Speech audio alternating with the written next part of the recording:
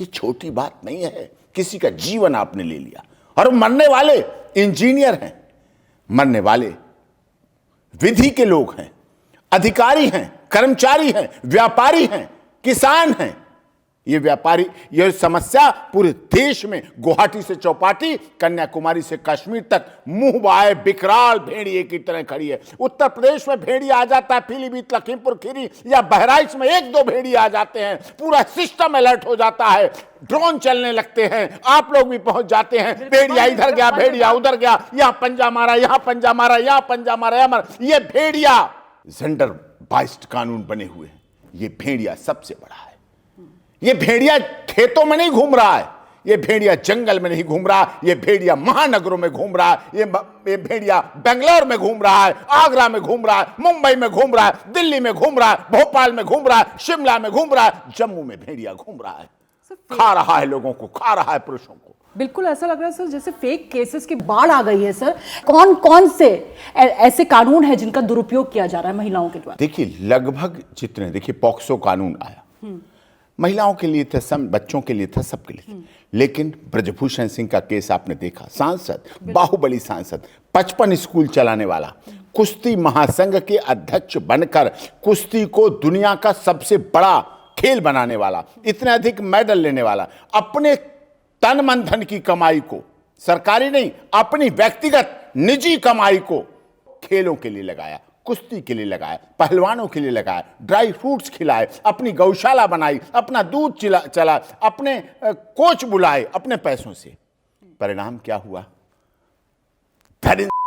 इतने बड़े बड़े आरोप, अगर उन्हें हम लोग धैर्य ना बंधाते या हम उनके लिए वकालत या डिफेंस ना कर रहे होते तो वो ऐसे व्यक्ति भी कर लेते हैं। लेकिन उन्हें धैर्य था, एक बंधा हुआ था, न्याय मिलेगा। लेकिन एक सांसद, सोचिए आप, जिसे बाहुबली सांसद कहा गया, 8 बार का सांसद, जिसकी पत्नी सांसद, जिसका वर्तमान में बेटा सांसद, जिसका एक बेटा विधायक, सोचिए आप कैसे कैसे लोग पीड़ित हो जाते हैं इसमें। सर आप खुद इस केस में आए थे? पूरा आपने देखा, जनवरी से लेकर जुलाई तक जंतर मंतर आंदोलन हो रहा था, राजनीति हो रही थी, कोई सुनने वाला नहीं था। उसी जंतर मंतर पर उनकी अशोका रोड पर कोठी थी और उसी पर लोग आंदोलन कर रहे थे। न पार्टी साथ दे पा रही थी, न उनका समाज साथ दे रहा था, लेकिन लड़ाई लड़ी गई और जीत हुई इसमें। और देखा नहीं, लोग बस अरेस्ट करो, गिरफ्तारी को एक ही रास्ता निकलता है, बस गिरफ्तार करो। और देखिए कितना बड़ा बाइस्ड है सिस्टम। पुरुष दिखाया जाता है दरिंदा, अखबार और मीडिया में मुख्य चैनल पर दिखाए दरिंदा, महिला को क्या कह दिया जाता है? नाम छुपाया जाएगा, आइडेंटिटी नहीं बताई जाएगी, FIR में डिलीट कर दिया जाएगा। धड़ाधड़ केसेस करती है, एक साथ नहीं 10 पर लगा देती है का इल्जाम, लेकिन आंकड़े सामने नहीं आ पाते क्योंकि मिस एम, मिसेस XXX कोई नाम नहीं। और ऐसा मेरे पास केस है, मैं आपको बताऊं, एक महिला, अकेली महिला, यहां लिखाती है मनोज आई लव यू, यहां लिखाती है मनोज आई लव यू, यहां लिखाती है मनोज आई लव यू, ठीक है। और वो एक नहीं, 2 नहीं, 3 नहीं, 4 मनोज को सोशल मीडिया के द्वारा टारगेट करती है। सोचिए आप, एक मनोज पर FIR की, दूसरे मनोज पर दूसरे जिले में FIR, तीसरे मनोज पर तीसरे, और हर एक से पैसा लेती रही, हर एक से मिलती रही, हर एक से मोबाइल चार्ज कराती रही, हर एक से अपना खर्चा चलाती रही, हर एक से अपना मकान लेती रही। और मनोज जब जिस मनोज से भी मिले, मनोज आई लव यू, वो तो उसका रोम रोम बोलता था, रोम रोम दिखता था। और हर एक को ब्लैकमेल करना, टारगेट उसे मनोज करना। तो ऐसे सोचिए आप, ये क्या है? कितना बड़ा मिसयूज है, कितना बड़ा दुरुपयोग है। जो कहा जाता था नारी तुम केवल श्रद्धा हो, केवल श्रद्धा हो, नहीं साहब, अब बदल गया है नारा। पहले कहा जाता था नारी अबला है, अब नहीं है सर। क्या लेकिन कानून की किताब अब अत्याचारी भी है। अब कानून की किताब सिर्फ यही मानता है कि पुरुष अत्याचार कर सकता है, पुरुष का बलात्कार नहीं हो सकता, पुरुष का शोषण नहीं हो सकता है, और पुरुष पर दहेज को लेकर कोई प्रताड़ना नहीं हो सकती है। ये बिल्कुल, अब बिल्कुल गलत है। नरेंद्र तिवारी जी देश के उद्योग मंत्री रहे इंदिरा जी की सरकार में। उत्तर प्रदेश जैसे, जब उत्तराखंड भी साथ था तब मुख्यमंत्री रहे, उत्तराखंड के मुख्यमंत्री रहे, बाद में महामहिम गवर्नर रहे। उनका दत्तक पुत्र लड़ झगड़ के कहीं उनसे उनका पुत्र बना, परिणाम क्या हुआ? शराब पिला के तकिया दबा दबा के कर दी गई और उसकी पत्नी जेल में गई। वो पत्नी जो बहुत प्यार में आई थी, वो पत्नी जो बहुत प्यार के साथ आई थी, केस चल रहा है।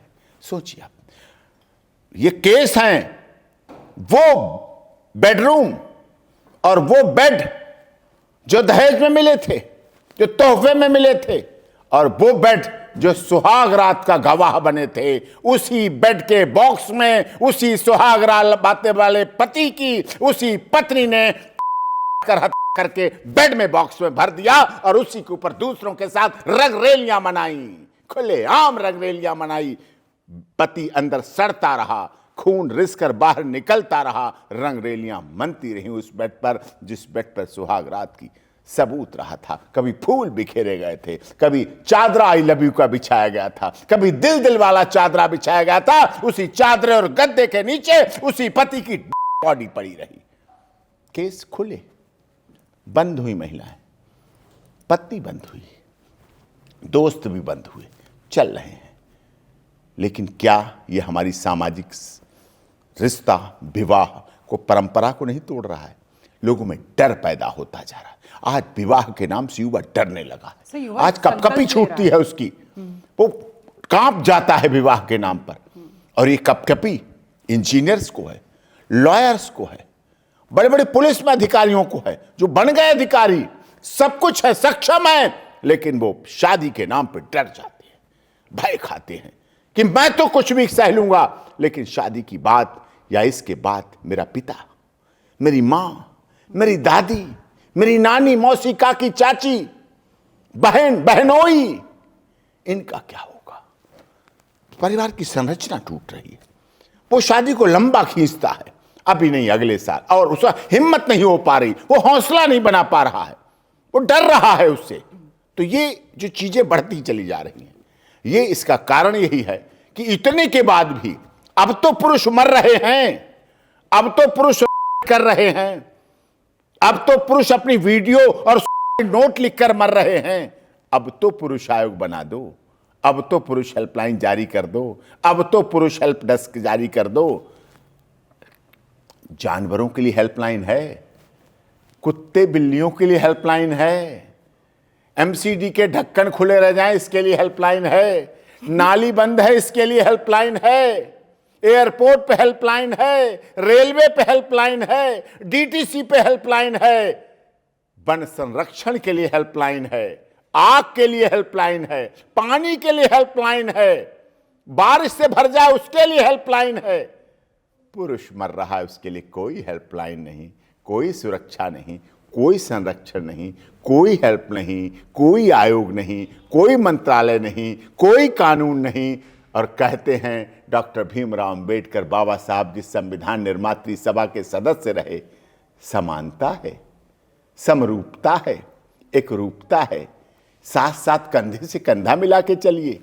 कहते हमसे, मोदी जी कहते 30% आरक्षण हमने दे दिया महिलाओं को संसद में, अच्छी बात है। लेकिन आज दूसरी एक और अच्छी बात अब चली है, अब पुरुषों की लड़ाई महिलाएं लड़ने लगी हैं, उनकी बहनें लड़ने लगी हैं। चाहे आगरा के मानव का मामला हो, चाहे निशांत का मामला हो, चाहे बेंगलोर का मामला हो, चाहे दिल्ली का मामला हो, अब बहनें, माएं, भाभियां, चाचियां आने लगी हैं आगे कि हम लड़ेंगे अपने परिवार के पुरुष की, हम लड़ाई लड़ेंगे, हम संघर्ष करेंगे। ये बदलाव जो आ रहा है, यही बदलाव एक अच्छा परिणाम है, एक अच्छा नतीजा है, एक अच्छा रास्ता है, एक अच्छी दिशा है, एक अच्छा परिवर्तन है। और जिस परिवर्तन की वजह से अब आशा बनने लगी है कि शायद सरकारें भी इस पर ध्यान देगी। महिलाओं के खिलाफ जब हिंसा का मामला सामने आता है तो आपने देखा होगा वो मीडिया की सुर्खियां बन जाता है, लोग सड़कों पर उतर आते हैं, आंदोलन होने लगते हैं। आपको लगता है अब वक्त आ गया है जब लोगों को सड़कों पर उतरना होगा, क्योंकि मुद्दा बहुत बड़ा है। जैसा कि आपने कहा, मर्द को दर्द नहीं होता। इन्हीं बातों के चलते इतना जबरदस्त सोशल स्टिग्मा है कि एक पुरुष अगर घर के भीतर महिला से पिटकर दफ्तर पहुंचता है तो वहां पर भी किसी के सामने ये दिखाता नहीं है कि भीतर उसके कितना दर्द है, और फिर एक दिन इस तरीके से गायब हो जाता है। पिट के ही नहीं, सबसे पहले सुबह उठता है। ये बड़े बड़े लोगों की बात बता रहा हूं, लोगों को अच्छा भी लगेगा, चुप चुप के भी आपके इसको देखेंगे, इंटरव्यू को छुप के देखेंगे, कुछ लोग खुलेआम देखेंगे, कुछ गाड़ी पे देखेंगे, कुछ टॉयलेट में देखेंगे, कुछ छत पे जाके देखेंगे कि बात तो सही है। और महिला comment से section बढ़ जाता है। महिला से पुरुष पहले उठने लगा है। अब घर में झाड़ू लगाता है, पोछा लगाता है, बर्तन साफ करता है, कपड़े भी धोता है, फिर चाय भी बना के देता है, लीजिए चाय पीजिए। फिर वो कहती चाय में थोड़ा नमक कम डाला, अदरक कूट के फिर से लाओ, फिर वो अदरक भी ठुक ठुक करके लाता है, पिलाता है। सर ये डर है या दर्द है? डर भी है, दर्द भी है, दोनों चीजें। घर को बचाने घर की को पूरी बचाने कोशिश की कोशिश है। एक तरफ वो ये देखता है, एक तरफ अपने बच्चों को देखता है, जो बच्चे पल रहे हैं, बच्चे बढ़ रहे हैं। बच्चों के लिए आज पुरुष पूरा समर्पण कर रहा है, पूरा अपने को त्याग कर देता है, बलिदान कर देता है। एक तरफ अपनी बेटी को देखता है, स्कूल जा रही है, सोचता है अगर आज लड़ाई कर लूंगा मैं इस पर, मेरी बेटी पे क्या फर्क पड़ेगा, मेरे बेटे पे क्या फर्क पड़ेगा, मेरे बच्चे पे क्या फर्क पड़ेगा। इसलिए वो जब दिल भेज रही होती है उसकी पत्नी सोशल मीडिया से दूसरों को, अपने व्हाट्सएप और फेसबुक पे दिल भेज रही होती है, वो देख रहा होता है, क्योंकि पत्नी ऐसे बैठी होती है, पीछे मिरर लगा होता है, वो यहां बैठा होता है, वो देख रहा होता है दिल जा रहे हैं, लेकिन वो सोचता है इन दिलों को बचाने के लिए, अपने छोटे छोटे दुधमुहे बच्चों को बचाने के लिए, अपने बच्चों के भविष्य के लिए, अपने माता पिता का बुढ़ापा ना खराब हो जाए, अपने देवर, अपनी बहन और अपने बहनोई की जिंदगी न खराब हो जाए, वो चुपचाप चाय की प्लेट उठाता है और जाके धोने चला जाता है और धो के लाके रख देता सर है। आपको लगता है बच्चों को भी ब्लैकमेलिंग का जरिया बनाया जा रहा है? बहुत बड़ा, बहुत बड़ा। अतुल के केस में आप देख लीजिए, बच्चा लेने के लिए, बच्चे की गार्जियनशिप के लिए बच्चे का मुंह नहीं दिखाया जा रहा, बच्चों को इस तरह से किया जा रहा है। बच्चे दिखाए नहीं जाएंगे, बच्चे उस पर नहीं लाए जाएंगे। तो ये जो भाव बन रहा है वो देश के लिए अच्छा नहीं है।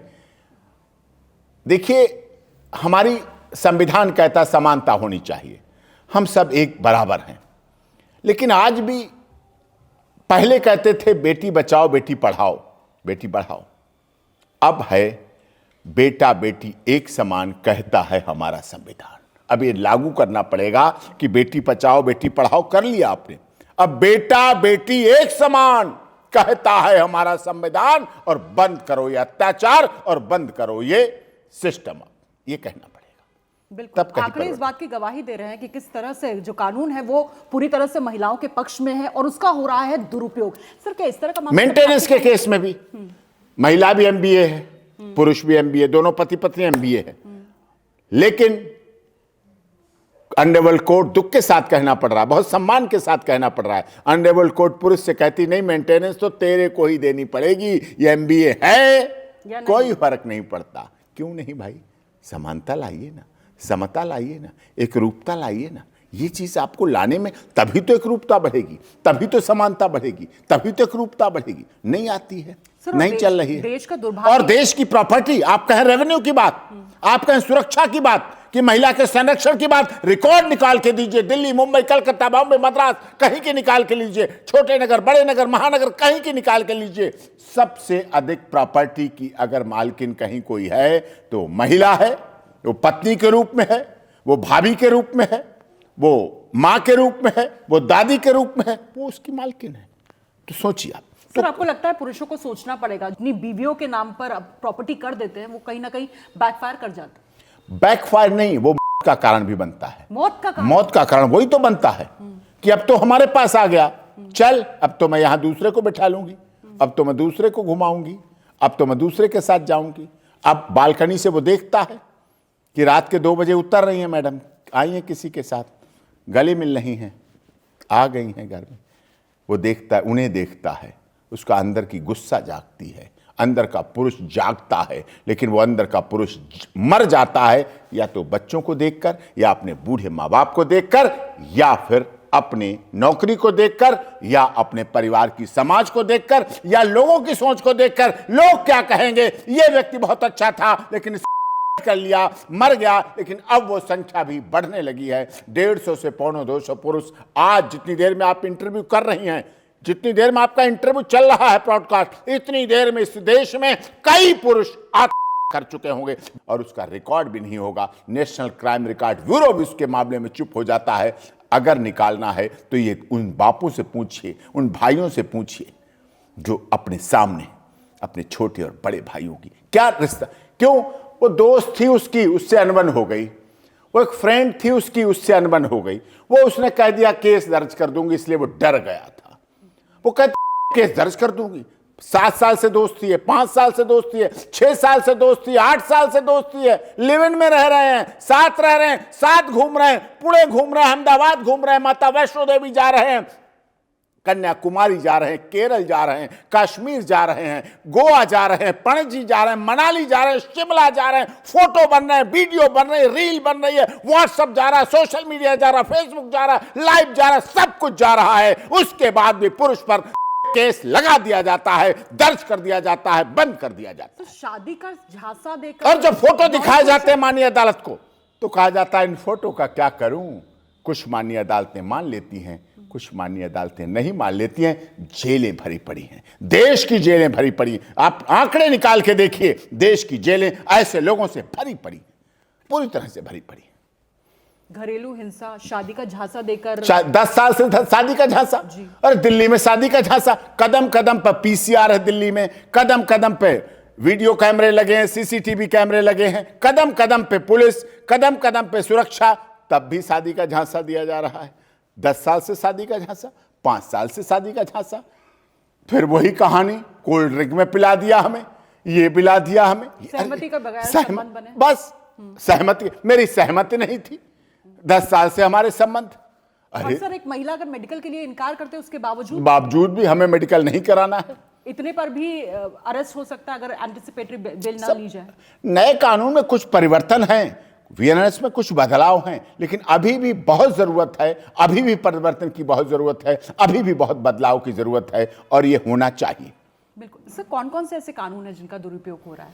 देखिए, आपके सामने तो इतने सारे केसेस आते हैं। देखिए वीएनएस में जिसे कहते दुरुपयोग, अगर दुरुपयोग नहीं हो रहा तो पैसे लेके एफआईआर क्वैश कैसे हो जाती, मुझे बताइए। कैसे ऑनरेबल हाईकोर्ट क्वैश कर देता है, सेटलमेंट हो गया, एमिकेबली सेटलमेंट हो गया, म्यूचुअली सेटलमेंट हो गया। कहां तो आपकी इज्जत टूट गई, कहां तो आप बर्बाद हो गए, कहां आपको न्याय चाहिए था, और कहां आप सेटलमेंट हो गया, एफआईआर क्वैश हो गई, मेडिशन हो गया, कंप्रोमाइज हो गया, कोई आरोप नहीं, कोई प्रत्यारोप नहीं। 377 मतलब इस तरह के सोडोमी और इस तरह के लगाए जाते हैं।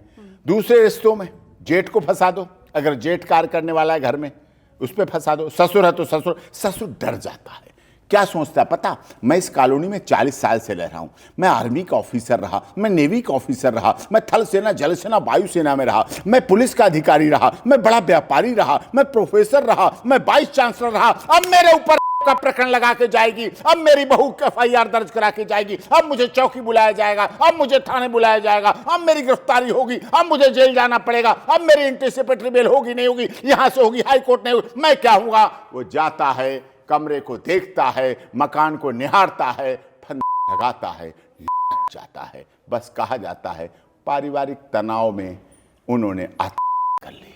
सोशल स्टिग्मा भी बहुत ज्यादा होता है कि समाज क्या कहेगा? ये बात सामने आएगी, ये समाज क्या कहेगा? और उसमें माफ कीजिए, मीडिया की भी जिम्मेदारी है। मीडिया एक पक्षी चलाती है, खबरों को एक पक्षी चलाती है। हाथरस प्रकरण आपने देखा, जब हुआ हाथरस, एक जाति को टारगेट किया गया, एक मुख्यमंत्री को टारगेट किया गया, एक सरकार को टारगेट किया गया, और जब उसी सीबीआई कोर्ट ने 3 को 22 रद्द बरी करा दिया, तब कुछ नहीं चलाया जाता है। उससे पहले बहुत कुछ चलाया जाता है। इस तरह से मीडिया को भी, अब मीडिया के लोग भी मर रहे हैं, तो अब अपने मर रहे हैं, तब तो सोचो डॉक्टर मर रहे हैं, सोचिए दूसरों को जिंदगी देने वाले डॉक्टर मर रहे हैं।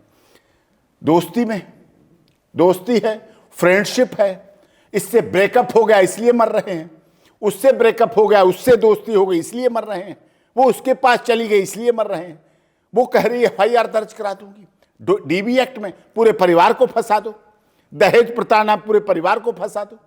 ये जो चल रहा है सिलसिला, अरनेश कुमार की जजमेंट है कि 7 साल से नीचे हम अरेस्ट नहीं करेंगे, फिर भी अरेस्ट होते हैं। जब पति अपने लिव इन रिलेशन में रहने वाली फ्रेंड के साथ, पार्टनर के साथ रहते हुए जब वो उसे अरेस्ट कराती है, और जब उसे जेल में रखा जाता है, लॉकअप में रखा जाता है, उन लोगों के साथ रखा जाता है जो हार्डकोर क्रिमिनल हैं, जेब कतरे हैं, चोर हैं, उचक्के हैं, लफंगे हैं, लोफड़े हैं, उनके साथ रख के जब उस इनोसेंट पर्सन को रात में रखा जाता है, उसका दिल टूट जाता है, उसकी आस्था टूट जाती है, विश्वास टूट जाता है।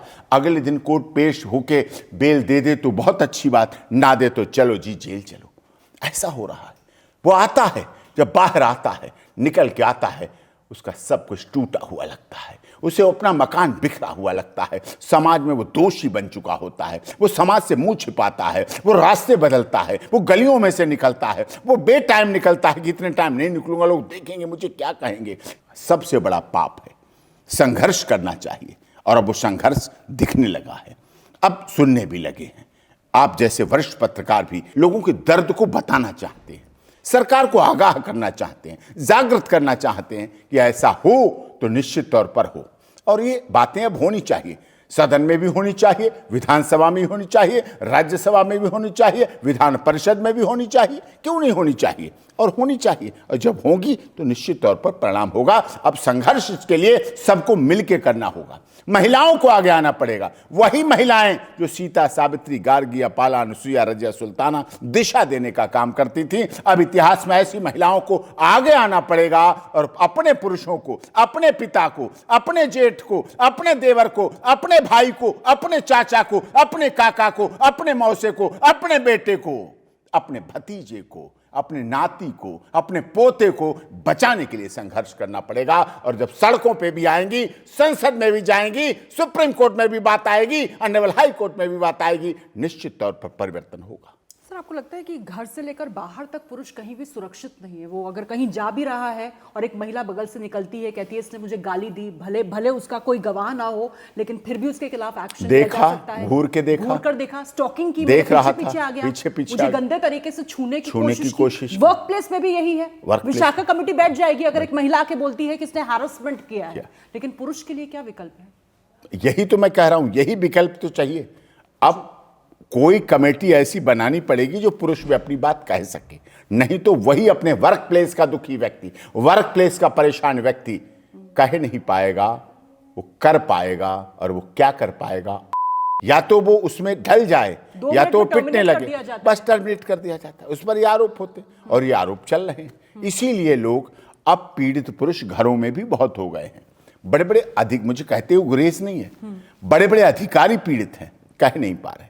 वो पुलिस अधिकारी जिनके रुतबे से पूरे जिले में तमतमाहट आ जाती है, वो न्यायाधीश जो अपनी सीट पर बैठकर जब फैसले लिखाते हैं तो नजीरें बनती हैं, रिपोर्टेबल केस बनते हैं, लेकिन वो घर में पीड़ित हैं। वो पत्रकार जो आईडी लेकर प्रधानमंत्री का इंटरव्यू करते हैं, मुख्यमंत्री का इंटरव्यू करते हैं, लेकिन वो अपनी पत्नी के सामने पीड़ित हैं, दुखी हैं, उसके इंटरव्यू में वो फेल हैं। दुनिया में उनकी चर्चा बेशक होती रहती है। सर, हनी ट्रैप के भी मामले इसी तरह से इसी तरह चल रहे हैं, पूरे हनी ट्रैप फंसाया जा रहा है। राजनेताओं को कितने राजनेताओं की राजनीति को खत्म कर दिया जाता है महिला कानूनों की वजह से। ये वीडियो बना ली, ये बना ली, वो बना ली, इस तरह से सब हो रहा। सर, इस तरह का भी एक चौंकाने वाला सामने मामला आया था जहां पर एक लड़की ने यह आरोप लगाया कि मेरे बॉयफ्रेंड ने मेरी निजी तस्वीरें अपने पास रख ली है, मुझे ब्लैकमेल कर रहा है। उसके पास एक वीडियो है। मामला चला गया कोर्ट में उसे घसीटा गया और अंत में सर जब एफएसएल रिपोर्ट सामने आती है तो पता चलता है कि वो जो वीडियो था वो उस महिला के मोबाइल में था, पुरुष के मोबाइल में कुछ था ही नहीं। सोचिए, वो उसी ने किया। सब ऐसे करके करते, एडिट करके डाल देते हैं, एडिट करके चला देते हैं, बस पुरुष को बदला लेने के लिए। अब काउंटर ब्लास्ट करने का तरीका भी हो गया है महिला कानून। चेक से वसूली नहीं हो पाई, चेक बाउंस हो गया। व्यापारिक डिस्प्यूट है, सिविल डिस्प्यूट है, लेकिन उसमें भी महिला आ जाती है कि लगा मैं केस लगाती हूं, मैं लगवाती हूं, अपनी लड़की से लगवाती हूं, अपनी नाबालिग लड़की से लगवाती हूं। इस तरह की भावनाएं, सिविल मैटर होना चाहिए परिवार में बंटवारे का। मकान में 2 भाई 3 भाई हैं, बंटवारा होना चाहिए, परिवार बढ़ा है, आगे है, लेकिन वो सिविल मैटर के बजाय बन जाता चाचा ने भतीजी को छेड़ा, अब चल चाचा अंदर, ताऊ ने ऐसा किया, अब चल अंदर। अब मकान देखे कि केस देखे कि पॉक्सो देखे कि दुरुपयोग देखे कि अपने बच्चों को देखे, अपने बाप की इज्जत देखे, मकान देखे, नौकरी देखे, अपनी ससुराल को देखे, वो किसे देखता है? वो पीड़ित हो जाता है। उसे हर व्यक्ति उस पर शक करता हुआ नजर आता है। तभी उस शक का जवाब वो देता है कि देखो मैं सही था, अब तुम मेरी सिर्फ वीडियो देखोगे, अब तुम सिर्फ मेरा नोट पढ़ोगे, अब मैं तो चला दुनिया में, अब तुम इसे देखो। और वो कह जाता है कि बदलो कानून, संभालो कानून, मैं जा रहा हूं, मेरी मां को मत कुछ कहना। सर, इस तरह के कितने मामले आपके पास आते हैं, और ऐसा कोई मामला जहां पर इंसाफ आखिरकार मिल गया किसी पुरुष को? हाँ, ऐसे हैं, बहुत केस है। अब बहुत केस हैं जिन केसों में हमने मेंटेनेंस उल्टा पत्नी पुरुष को दे रही है, पत्नी मेंटेनेंस अपने पति को दे रही है, ऐसे भी मामले अपने किए हैं। ऐसे भी किए हैं जो पुरुष को प्रताड़ना में, स्वामी चिन्मयानंद सरस्वती देश के गृह मंत्री रहे, उत्तर प्रदेश सरकार, उत्तर प्रदेश में 3 बार सांसद रहे, अटल जी की सरकार में गृह मंत्री, उन पर भी एक महिला ने, वो आपने मालिश वाला प्रकरण सुना होगा, यहां कैमरा लगाया, चश्मे में कैमरा लगाया, स्पाई, और वीडियो बनाई। और कारण क्या था? राजनीति का शिकार बनाया गया स्वामी चिन्मयानंद सरस्वती को, मोहरा बनाया गया, क्योंकि वो मुमुक्ष आश्रम को यूनिवर्सिटी बनाना चाहते हैं, जो शाहजहांपुर में मुमुक्ष आश्रम है, जो मुमुक्ष विद्यालय है, मुमुक्ष लॉ कॉलेज है, और मुमुक्ष आश्रम ऋषिकेश है, हरिद्वार है, उन सबको यूनिवर्सिटी बनाना चाहते थे, विश्वविद्यालय बनाना चाहते थे। और उनकी गवर्नर, महामहिम गवर्नर के रूप में नियुक्ति होने जा रही थी, उनकी फाइल चल पड़ी थी, उसको रोकने के लिए तथाकथित नेताओं ने राजनीतिक बदला लेकी भावना के लिए कि मोदी जी उनके आश्रम में कैसे पहुंच जाते हैं, योगी जी कैसे उनके आश्रम में पहुंच जाते हैं, ये भावना, ये ईर्ष्या, ये जलन ने राजनीति का शिकार करके स्वामी चिन्मयानंद जी को आरोप लगवा दिया, केस बनवा दिया, जेल भिजवा दिया। लेकिन मैंने वो शिकायतकर्ता, जो शिकायतकर्ता थी, जो कंप्लेनेंट थी, जिसे पीड़िता कहा गया, जिसका नाम छुपाया गया, उसे भी जेल भिजवाया गया, और वो जेल गई और उसी जेल में रही। इधर स्वामी चिन्मयानंद सरस्वती थे और इधर वो महिला थी अपने गैंग के साथ। पूरा गैंग का पर्दाफाश हुआ, मामला सुप्रीम कोर्ट तक आया, मामला इलाहाबाद हाई कोर्ट तक गया, लेकिन सब कुछ पर्दाफाश हुआ कि कहा गया कि हाँ ये गलत था, ब्लैकमेल किया गया, एक्सटोर्शन किया गया, पैसे मांगे गए, पैसे लेने के लिए किया गया। लेकिन स्वामी चिन्मयानंद तो संत थे, वो क्यों देते? उन्होंने जेल जाना स्वीकार कर लिया, लेकिन उन्होंने ऐसे लोगों को, तो ये मिसाल है, हमने लड़ा केस और शाहजहांपुर का।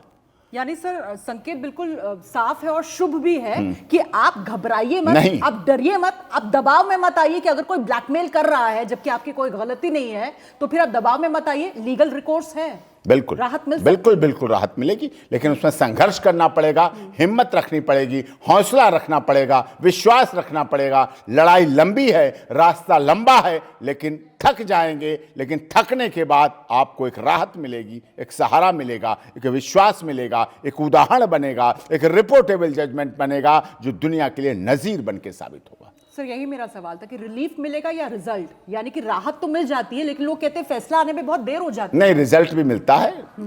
स्वामी चिन्मयानंद वाले मामले में देखा, ब्रजभूषण शरण सिंह बाहुबली सांसद, मैंने लड़े, कितने यहाँ दिल्ली के सांसद विधायक हैं, उनके पीड़ित हैं, राजस्थान के कितने विधायक सांसद हैं, ऐसे ऐसे केस हैं जी। एक महिला फोन करती है, वो धीरे धीरे व्यक्ति राजनीति में ऊंचे कद पर पहुंच जाते हैं। ठीक, वो फोन करती है, मंत्री जी ठीक हैं आप? हाँ ठीक है। मंत्री जी गाड़ी चाहिए मुझे, गाड़ी भिजवा दीजिएगा आप कौन हैं? आपको याद नहीं आप मेरे साथ उस दिन वहाँ सोए थे, वहाँ सोए थे, जयपुर में आप सोए थे हमारे साथ। मंत्री जी हिल जाते हैं, मंत्री जी की नींद खराब, मंत्री जी घूमने लगते हैं अपने घर में, क्या करूं क्या करूं क्या करूं क्या करूं। वो फिर फोन करते हैं, कहाँ से बोल रही हूँ? मैं यहीं से बोल रही हूँ। गाड़ी कौन सी भिजवानी है मैडम? वो कहते हैं ये भिजवा देना, बिटारा भिजवा देना।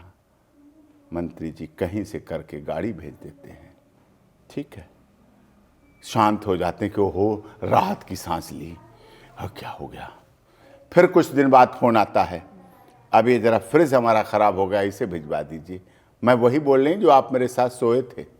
ठीक, मंत्री जी तंग हो जाते हैं, समय बदलता है, उनकी सरकार गिर जाती, मतलब सरकार चली जाती है, दोबारा उन्हें टिकट नहीं मिलता, फिर वो भूतपूर्व हो जाते हैं, पूर्व हो जाते हैं।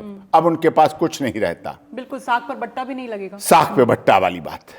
फिर वो कहती हैं ये चीज भिजवा दीजिए। कह नहीं, अब आप बता दीजिए आप कौन है, आप आ जाइए मिल लीजिए। नहीं नहीं, आप मैं वही हूं जो आप मेरे साथ सोए थे। अब उसने कहा, उन्होंने कहा, अब आपके बताइए कहाँ सोए थे और कब सोए थे और कैसे सोए थे, ये बताइए आके। कि वो वहाँ था ना कार्यक्रम, जो वहाँ कवि सम्मेलन हो रहा था, तो आप भी पास में बैठे थे, मैं भी पास में बैठी थी, आप भी सो गए थे, मैं भी सो गई थी उस हाल में। तो ये चीजें आप सोचिए कितनी बड़ी त्रासदी हो रही है कि इस तरह से ऐसे आरोप प्रत्यारोप लगाकर लोगों को रेपुटेशन के नाम पर, उनकी कीर्ति के नाम पर, उनके यश के नाम पर, उनके इसके नाम पर इतना बड़ा शोषण हो रहा है। क्योंकि और जो कलंक दिख रहा से है, डर लगता है, और खासतौर पर कलंक से राजनीति। बड़ी, कहा गया ना, काजल से भी काली कोठरी क्या है, काजल से भी बड़ा कलंक क्या है, अपमान। ये कलंक बहुत बड़ा है, ये काजल की कोठरी से भी बड़ा कलंक है। इस कलंक से बचने के लिए, कलंक जो लग जाता है उस पर, नारायण साकार हरि जो हाथरस प्रकरण हुआ, मैं लड़ रहा हूं केस, किस तरह से मामला भगदड़ का था, मामला हमारे लोगों के मरने का था, हमारे लोग मरे थे, हमारे वहां आयोजक थे, हमारे आयोजकों पे केस हुआ, हमारे आयोजक जेल गए, हमारे सेवादार मरे, हमारी माताएं बहनें बनी, हमारे वो लोग मरे जिन्होंने दरी कालीन बिछाई, मंच माला और माइक की व्यवस्था की, वही मरे।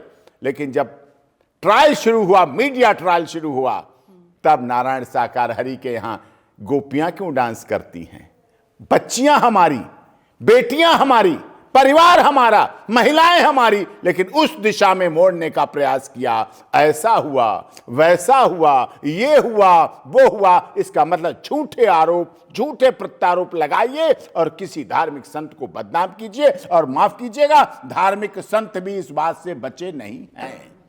जी सब पुरुषों को क्या कहेंगे जो जो इस तरह से जो अंतिम विकल्प है उसकी ओर चल रहे हैं, आप उनसे क्या कहेंगे, उनके पास क्या विकल्प होते हैं? नहीं, पुरुष अब बदल ले, कहीं से कोई विकल्प नहीं है। करो तुम भी संघर्ष, करें हम भी संघर्ष, शोषण हो रहा है सब तो क्या लोग करें? चाहे वो संघर्ष वर्कप्लेस पे करें, हो रहा है, सड़क पर हो रहा है, घर में हो रहा है, संघर्ष करें, उसके आवाज मुखर करें, सड़क पे आए, संसद में जाएं, कानून में जाएं, अदालत में जाएं, थाने में जाएं, महिला आयोग के सामने धरना दें, पुरुष आयोग के लिए मांग करें, अपने अपने मुख्यमंत्रियों से मांग करें, अपने अपने सांसदों से मांग करें, अपने अपने विधायकों से मांग करें, अपने अपने निगम के लोगों से बात करें, अपने लोकतांत्रिक तरीके से मांग करें, कानून के तहत मांग करें, शांतिपूर्वक मांग करें।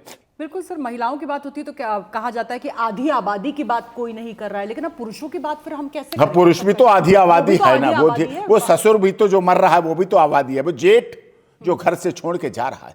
कितने लोगों के बड़े बड़े मकान पारिवारिक कलह के कारण किराए पे रह रहे हैं। कहते साहब नहीं, हमने कहा आपका तो अपना बड़ा मकान है, दादाजी का बना हुआ। नहीं साहब, वहां रहेंगे तो हम में से एक दो कोई मर लेगा। जीने के लिए किराए पे रह रहे हैं, जीने के लिए छोड़ के चले गए। लोग आश्रम जा रहे हैं, लोग वृद्धाश्रम जा रहे हैं। सोचिए आप, जहां जिस देश में माता पिता का सम्मान होता हो, जिस देश में श्रवण कुमार जैसे बेटे पैदा हुए हैं, जिस देश में प्रभु श्री राम जी जैसे राजा पैदा हुए, युवराज पैदा हुए हैं, जो अपनी माता के कहने पर, पिता के कहने पर 14 वर्ष वनवास चले गए थे, वो देश है। लेकिन आज अगर राजा जनक होते तो सीता अपनी बेटी, प्यारी दुलारी लाडली बेटी, जो 14 वर्ष तक जंगल गई, भूखी प्यासी रही, पत्थरों पर रही, किडनैपिंग हो गई, रावण के द्वारा अत्याचार हुआ, जनक ने मुंह नहीं खोला। आज का पिता 1 घंटे में फोन करता बेटी को, खाना खाया, ये किया, नहीं किया, कंप्लेंट करो, नहीं किया, ये करो। राजा जनक फिर तो राम पर कितने केस लगा देते, डीबी एक्ट, ससुर पे एक्ट, दशरथ पे एक्ट, कैकई पे एक्ट, सारी रानियां बंद हो जाती और राजा दशरथ भी बंद हो जाते और राम भी बंद हो जाते, और लक्ष्मण पे भी आरोप लग जाता कि तूने चपरासी चौके क्यों नहीं रखवाली की थी, चल तू भी अंदर, सब खत्म हो जाता। लेकिन राजा जनक उस समय के पिता थे, कोई डीबी एक्ट नहीं। पुरुष को एक पेटीएम मान लिया गया है, पुरुष को एक एटीएम मान लिया गया है। पुरुष को एटीएम दबाओ, कार्ड डालो निकालो, कार्ड डालो निकालो, एटीएम और पेटीएम जो बना लिया गया पुरुष को, ये गलत है, ये बहुत गलत। और जो महिला के घर वालों की तरफ से जो आप इंटरफेरेंस की बात करें, आपको लगता है इस तरह के मामले बहुत आ रहे हैं आपके? बहुत तेजी से बढ़ रहा है, उन्हीं की वजह से हो रहा है। घर बर्बाद कर देते हैं, लेकिन वो सोचती नहीं है। उनका तलाक जब होता है महिलाओं का, थोड़े दिन खुशी रहती है, थोड़े दिन लोग आते हैं, मिलते हैं, जो पैसा मिला है उसको एंजॉय करते हैं, खर्च करते हैं, बुआ से ले लो, चाची से ले लो, इन रिश्तों से ले लो, सबसे। लेकिन धीरे धीरे वो अकेली हो जाती है, और जब अकेली होती है तो वो चरित्रहीनता के रास्ते पे ढुलकना पड़ता है उसे रास्ते में लोग, देखिए इस तरह की महिलाओं को लोग 1 घंटा 20 मिनट 15 मिनट 2 घंटे ओए ओए में, मतलब होटल्स में 1 घंटा के लिए कपल, 2 घंटे के लिए कपल जाते हैं, मनोरंजन के लिए प्रयोग कर लेते हैं। लेकिन जीवन भर अगर कोई साथ देने का वादा करता है, जीवन भर सम्मान देने का वादा करता है, जीवन भर आदर देने का वादा करता है, तो वो पति होता है। वो पति ही चाहता है कि मुझसे अच्छे कपड़े मेरी पत्नी पहने, मुझसे अच्छी सुंदर मेरी पत्नी लगे। कितने पुरुष ब्यूटी पार्लर जाते हैं, हर महिला को ब्यूटी पार्लर भेजवाते हैं, क्यों? किस लिए? कि वो दूसरों को सुंदर लगे जाके? नहीं, उसका मन है कि मेरी पत्नी सुंदर लगे, अच्छी लगे, सम्मान हो उसका, आदर हो उसका। लेकिन वो महिला जब डाइवोर्स के बाद आती है तो वो उसका आदर खत्म हो जाता है। थोड़े दिन परिवार वाले साथ देते हैं, बाद में फिर वो अकेली हो जाती है, बिल्कुल अकेली हो जाती है। तो इस तरह का, और पहले की फिल्मों में भी ये बात दिखाई गई थी कि ऐसा ऐसा होता रहा है, तो ऐसा नहीं है। लेकिन इसमें अब परिवर्तन आना चाहिए। लोगों को शादी के बाद, महिलाओं को, बेटियों को, बहनों को जो घर पहुंचती हैं, जिनकी आरती उतारी जाती है, जब पहुंचती है बारात, विदा होके बहू पहुंचती है, आरती उतारी जाती है, सास सब कुछ बलाएं उसकी ऐसे अपने ऊपर ले लेती है, उतार के पानी पी लेती है। क्यों? ये क्यों रीति रिवाज है? इसीलिए कि अब तू यहाँ राज कर, जा, तेरे को चाबियां सौंप दी, सब कुछ सौंप दिया, यहाँ तू राज कर। उसके हाथ से पहले दिन भोजन बनवाया जाता है और तारीफें की जाती हैं, उसको सर्वोच्च सौंप दिया जाता है। और हमारी रीति रिवाज, जब विवाह के लिए लड़का जाता है तो सास क्या कहती है? कुआं बारा होता है, एक कुएं में पैर लटका के सास माँ क्यों बैठ जाती है? बेटे की माँ जब शादी के लिए लड़का जा रहा होता है तो कुएं में पैर लटका के क्यों बैठती? इसके पीछे एक बड़ा कंसेप्ट था कि माँ, बेटा उठाता है माँ को कि माँ तू घर चल। वो कुएं में क्यों बैठी है? वो कुएं में डूबने के लिए बैठती है कि अब तू शादी करने जा रहा है, अब तू बहू लाएगा, अब मेरा क्या होगा? अब तो तू वहीं उसी के साथ सब कुछ रहेगा, अधिकार हो जाएगा, मैं अधिकार सौंप दूंगी, मेरा क्या होगा? तो मैं कुएं में डूब के मर जाऊं। इसलिए कुआं बारे की जो रीति होती तो पैर लटका के बैठ जाती है, बेटा आता है, पगड़ी लगी होती है, शेरवानी पहने होता है, दूल्हे की पूरी वेशभूषा में सब कुछ होते, कहता नहीं माँ चल, घर चल, तू घर चल, मैं ऐसी बहू लाऊंगा जो आज्ञाकारी होगी, मैं ऐसी बहू लाऊंगा जो संस्कारी होगी, मैं ऐसी बहू लाऊंगा जो तुझे प्यार करेगी, मैं ऐसी बहू लाऊंगा जो तेरे परिवार का नाम रोशन करेगी, इज्जत करेगी, सब कुछ अच्छा करेगी। परिणाम क्या होता है? वो सब कुछ आपके सामने होता है। उसी लड़के को जिसने अपनी मां को तो बचा लिया, जिसने अपनी मां को कुएं बारे की रस में डूबने से बचा लिया, गिरने से बचा लिया, मरने से बचा लिया, लेकिन उसे उसी रीति रिवाज और परंपरा की देह रखते हुए अपने को करना पड़ता है। कुछ अलग मामले भी आते हैं। कैप्टन अंशुमन का मामला आपने देखा होगा, किस तरीके से जो पूरा परिवार था, कैप्टन अंशुमन ने पूरे देश के लिए सर्वोच्च बलिदान दिया और उसके बाद कीर्ति चक्र की को एक नजर उनकी मां देख तक नहीं पाई, और पिता फूट फूट के हाथ से नहीं ले पाई, देख नहीं पाई, चूम नहीं पाई कि मेरा बेटा इसके लिए चला गया, मेरा लाल चला गया, मैंने जिसे 9 महीने पेट में रखा था और अब सीने पर पोटी करा के बड़ा किया था, देश के लिए बड़ा किया था। मुझसे कह गया था मेरा बेटा, अंशुमन की मां का यही दर्द होगा कि मेरा बेटा जाते समय कह गया था, मां मैं बॉर्डर पर जा रहा हूं, या तो तिरंगा लहरा के आऊंगा या तिरंगे में लिपट कर आऊंगा, लेकिन आऊंगा जरूर। वो आता जरूर है, कीर्ति चक्र भी मिलता है, लेकिन उसके मां बाप अपनी बहू की वजह से उस कीर्ति चक्र को, उस बहू को, उस यादों को, अपने बेटे को खो देते हैं और कुछ नहीं दिखाई। सर, पेंशन को लेकर भी फिर सवाल विवाद, क्या शादी के बाद बेटे पर माँ बाप का कोई अधिकार नहीं है, सब कुछ सिर्फ बीवी का है? कितने केसेस चल रहे हैं, इलाहाबाद हाई कोर्ट से सुप्रीम कोर्ट तक आए हैं। मां बननी चाहिए थी, वो उसने शादी भी कर ली, दूसरे के साथ भी रह रही बहू, लेकिन मां को नौकरी में कोई अधिकार नहीं मिल रहा, उसके छोटे भाई को कोई अधिकार नहीं मिल रहा, उसको कुछ नहीं मिल पा रहा है, लड़ाई लड़ रहा है, मुकदमे लड़ रहा है, पैसे भी ले लिए, प्रॉपर्टी भी ले ली, बच्चे भी ले लिए। क्या बच्चे एक व्यक्ति तो नहीं पैदा कर सकता है? कोई कहे महिला ही करती, ऐसा तो नहीं है। प्रकृति का कंसेप्ट तो बहुत अच्छा है, जब पुरुष पति पत्नी दोनों मिलते हैं तभी तो बच्चे का जन्म होता है, प्यार में ही तो जन्म होता है। लेकिन उस पर अधिकार माँ का ही क्यों हो जाता है अकेले? बताइए ना, पुरुष अधिकार विहीन हो जाता है। बिल्कुल। और अगर एक सिंगल मर्द है तो वो तो एक बेटी बच्ची को भी अडॉप्ट नहीं कर सकता। तो लॉ इस तरह के हैं, आपको लगता है कि अब वक्त आ गया है? हाँ, जेंडर वाइज है, इसमें परिवर्तन आना चाहिए, बदलाव आना चाहिए। आज समाज की जरूरत है, देश की जरूरत है। पुरुष आयोग का मुद्दा तो सुप्रीम कोर्ट की दहलीज तक पहुंच गया था 2023 में, उसके बाद क्या हुआ? नहीं, अब पहुंचेगा। अब सुप्रीम कोर्ट तक पहुंचा है, संसद तक पहुंचेगा, अब सड़क पे पहुंच रहा है, अब पूरे देश से आवाज आ रही है, अब का सिलसिला बढ़ता जा रहा है। अब आप लोग जागरूक हो रहे हैं, अब देश की महिला जागरूक हो रही है, अब देश की मानवता जागरूक हो रही है, अब देश की उन पुरुषों की, उन भाइयों की बहनें जागरूक हो रही हैं। अपने भाइयों के लिए बहनें जब लड़ने लगती हैं तो निश्चित तौर पर परिवर्तन भी आता है और बदलाव भी आता है। सर, कुछ और सवाल होंगे, बहुत चंद सवाल है। सर, निर्भया केस में हमने देखा किस तरीके से आप विवादों में आ गए थे जब आपने दोषियों का पक्ष लिया था और उनके वकील बन गए थे। खासतौर पर अक्षय का परिवार था, उसका जिक्र हो रहा था, 3 महीने का बच्चा था जिसको लेकर जिक्र हो रहा था। वो वजह क्या थी जिसके चलते वो केस आपने लिया? नहीं, वो उस समय वजह बड़ी क्लियर थी। एक्चुअली हमें तो पता था, हम तो अखबार मीडिया देख लेते हैं, टीवी चल, लेकिन मेरी माँ बिल्कुल धार्मिक रूप से हैं, धार्मिक प्रवृत्ति हैं। ना तो उनके यहाँ टीवी है, ना वो टीवी देखती हैं, ना अखबार। धार्मिक रामायण है, गीता है, उपनिषद है, वेद है, पुराण है, ये है उनकी धार्मिक आस्था, यही उनकी जिंदगी है, जीवन है। तो वो धार्मिक रूप से थी। और जेल में जब अक्षय गया तो जेल के लोगों ने कहा, क्योंकि एक अच्छे वकील की मशहूरी कहाँ है? जेल।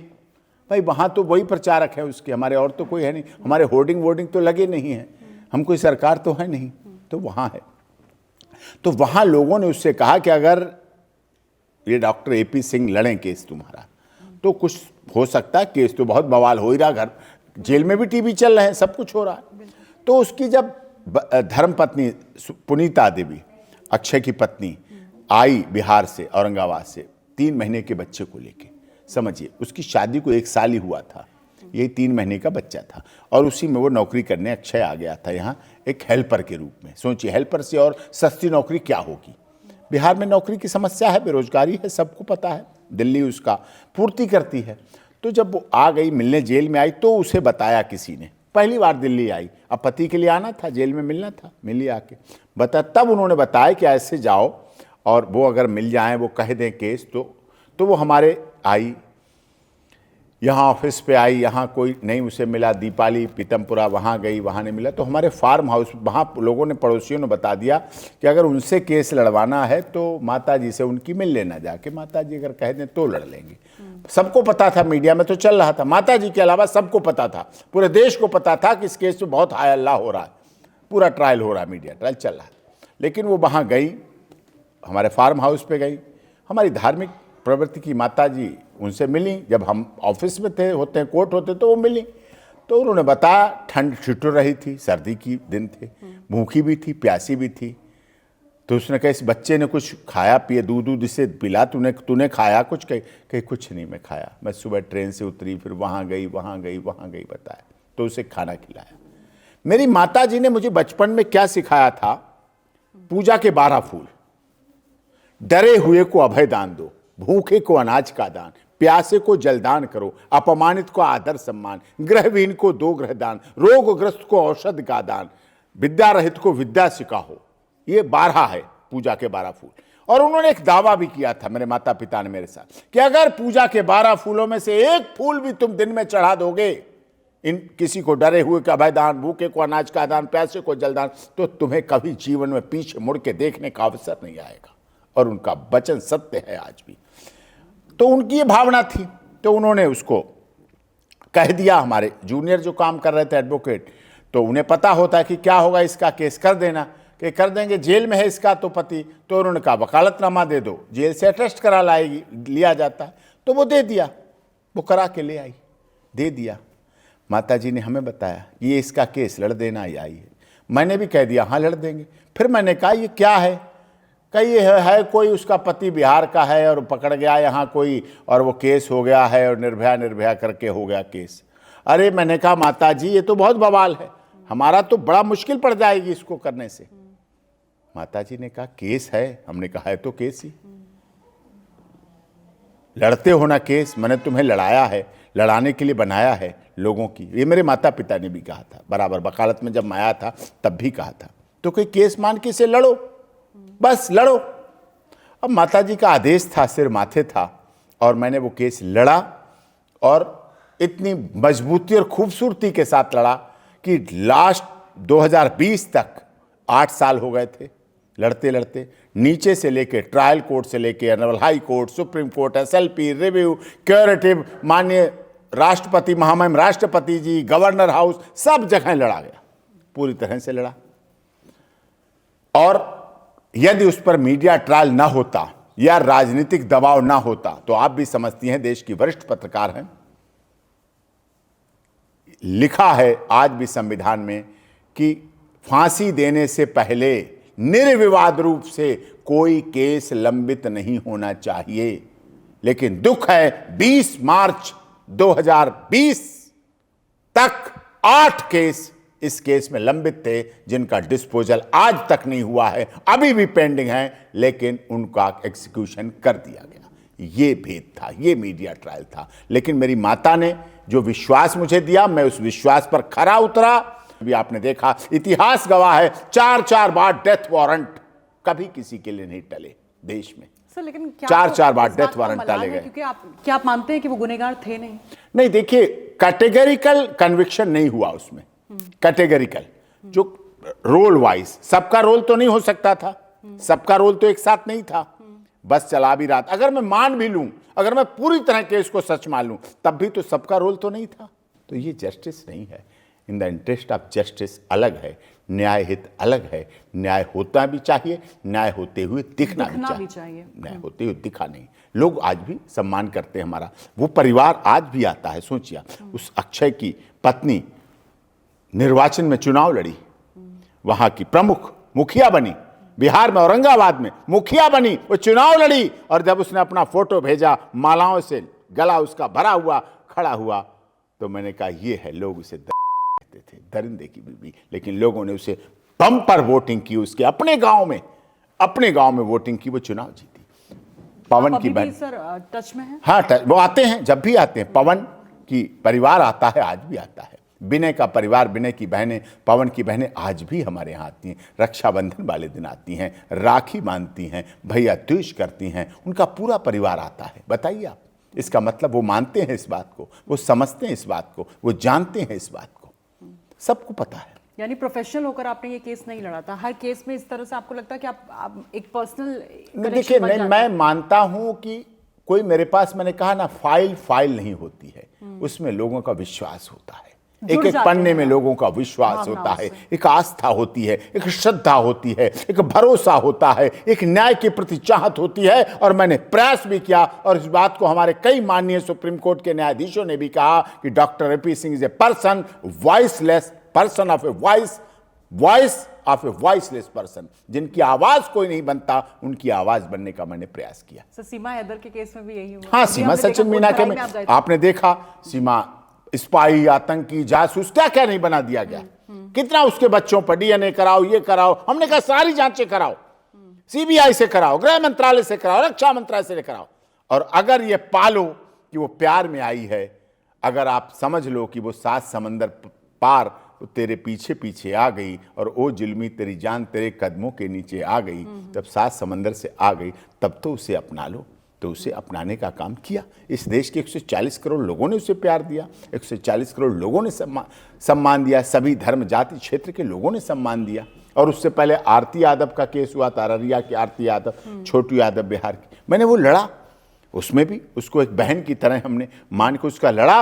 और उसके पति, उसके प्यारे, उसके प्रिय जो फैंसी था उसका, जिससे शादी होने वाली थी छोटू यादव की, हत्या करने वाले 10 के 10 लोगों को 2 साल के अंदर बिहार में अररिया की माननीय अदालत से लाइफ इम्प्रिजनमेंट सजा कराई, मुकदमा लड़ा, जीता, और सजा भी हुई और फाइन भी हुआ। और पटना हाई कोर्ट ने भी माना कि इनकी हत्या हुई थी। अररिया की आरती यादव, छोटू यादव की प्यार कहानी सीमा से पहले की प्यार कहानी थी।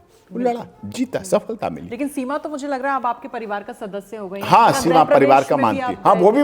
भी आरती यादव, छोटू यादव भी परिवार की तरह है। अब उसके भी बच्चा होने वाला है, सीमा के भी डिलीवरी होने वाली है, अभी गोद भराई की है, 9वें महीने में गोद भराई होती है। हमारी माताजी गई थी, माताजी ने इसमें भी यही कहा। अच्छा, माताजी इसमें? हाँ, माताजी ने इसमें कहा। नहीं, केस लड़ रहा था तो किसान आंदोलन वाले आए, किसान यूनियन वाले आए, जो मैंने किसानों का केस लड़ा था, जिसमें स्टे दिलाया था, वो लोग आए थे हमारे पास। ग्रेटर नोएडा और उधर के लोग पीड़ित हो जाते हैं कई बार सरकारी सिस्टम से, तो वो लोग संपर्क में रहते हैं और किसानों को स्टे दिलाने का हमने काम किया था। भारतीय किसान भानु प्रताप, भारतीय किसान मास्टर शिवराज सिंह, सब ने तो वो लोगों की तरफ से केस लड़ा।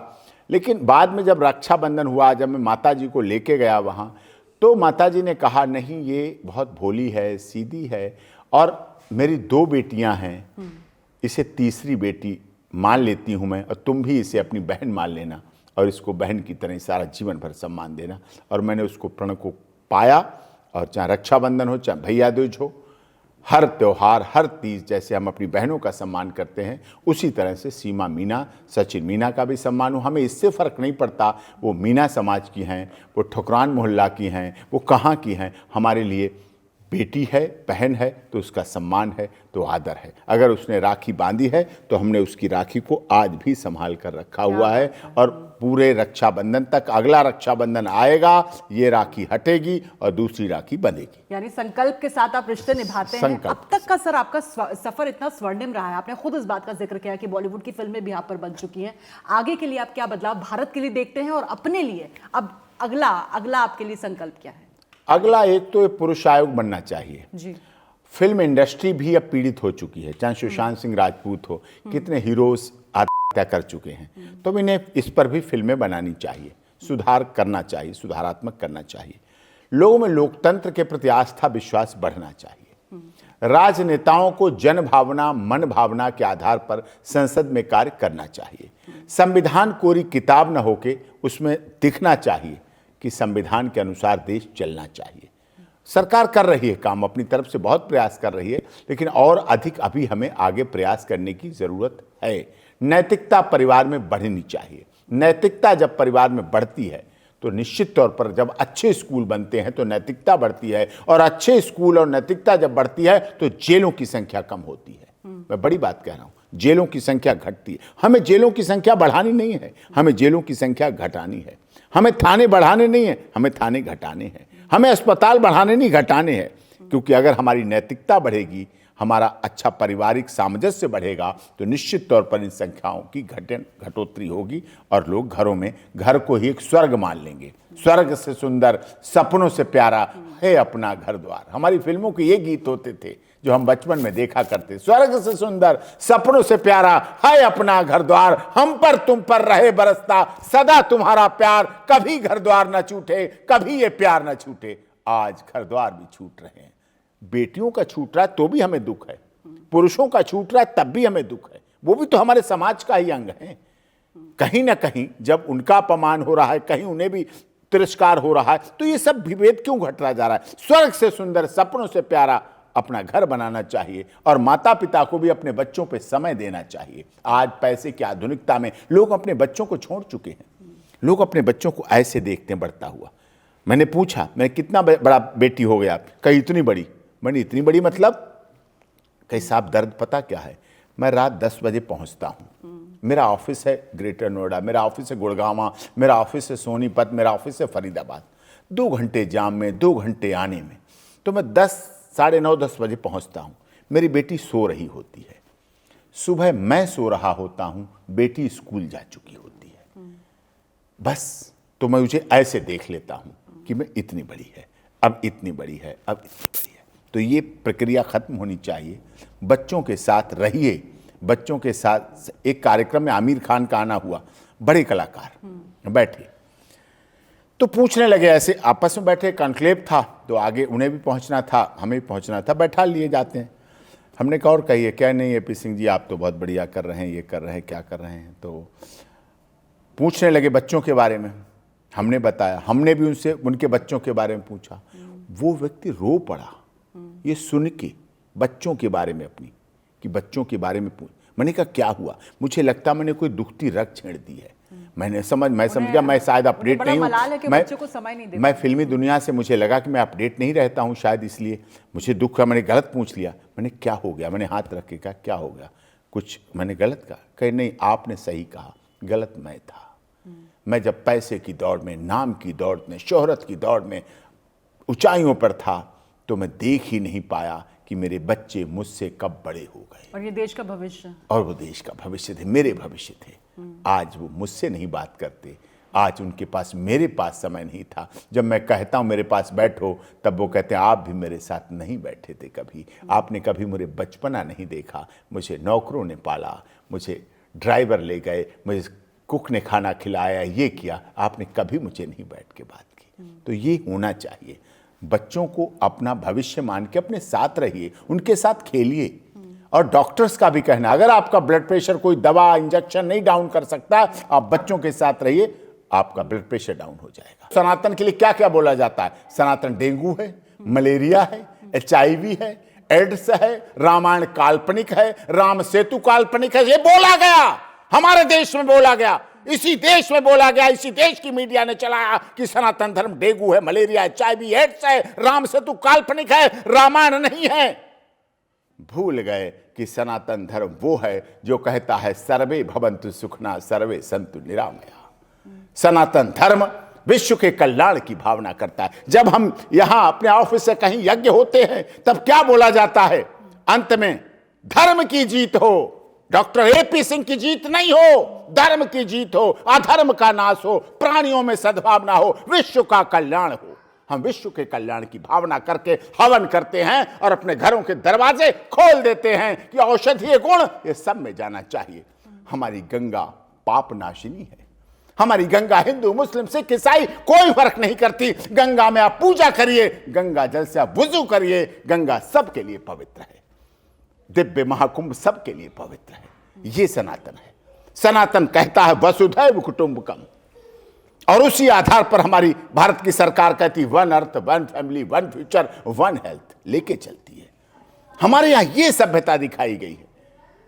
लेकिन आज परिस्थितियां बदलती चली जा रही हैं। आज सनातन को गालियां देने वाले लोग भी प्रायोरिटी पे लिए जाते हैं। सनातन को बदनाम करने वाले लोग, चाहे नारायण साकार हरि का सत्य का साथ हो। साजिश हुई, षड्यंत्र हुआ। आपने देखा न्यायिक आयोग ने भी माना कि साजिश है, साजिश से इनकार नहीं किया जा सकता। षड्यंत्र था, साजिश थी। किन लोगों ने की? कोई तो थे जो नारायण साकार हरि को बदनाम करना चाहते थे, मानव मंगल मिलन सद्भावना समागम को बदनाम करना चाहते थे, सत्य के साथ को बदनाम करना चाहते थे, उत्तर प्रदेश सरकार को बदनाम करना चाहते थे, उत्तर प्रदेश सरकार को परेशान करना चाहते थे। कोई लोग तो थे, इसी देश के थे, आतंकवादी नहीं थे, पाकिस्तान से नहीं आए, चाइना से नहीं आए, अफगानिस्तान से नहीं आए, बांग्लादेश से नहीं आए। यही देश के लोग थे जो बोलते हैं, सदन में भी खड़े होते हैं वो लोग और कहते हैं सनातन डेंगू है, मलेरिया है, और मैं भारत माता की जय नहीं बोलूंगा। बोलते हैं लोग, भारत माता की जय नहीं बोलूंगा। इसका मतलब क्या हुआ? आप उसको देखिए। सनातन धर्म दुनिया का सबसे प्राचीन धर्म है।